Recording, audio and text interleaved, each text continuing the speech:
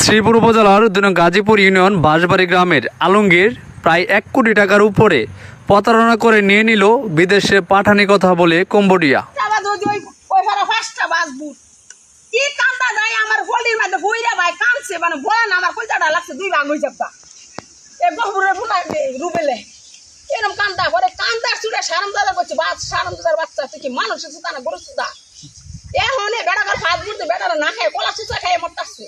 পরে হেরাত কিরা ফাস্টফুড দিছে নাইলে বেন্না আর মারে আর বউরে ধরে নেগা কিছুই নাই।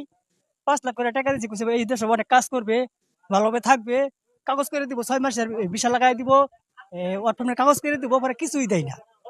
আলমগীর ভাই পরে কিছুই দেয় না।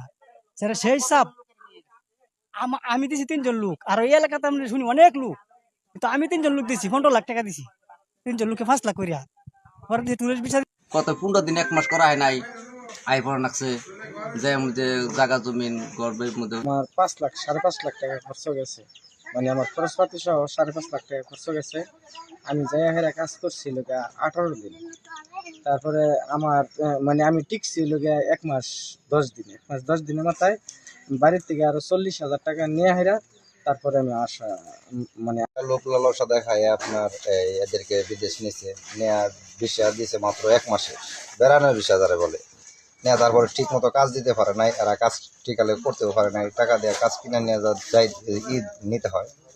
আর এরা যে কন্ট্রাক্টের মাধ্যমে নিছে যাটা কথা কাজে মিল পায় নাই, না মিল পাওয়াতে কেউ 1 মাস, কেউ 15 দিন, এরকম 20 দিন থেকে চলে আসতেছে। দিছে। লোকেরা আমি দেশে দেওয়া টেয়া পাঠায় দেশ লোক ঘুরায়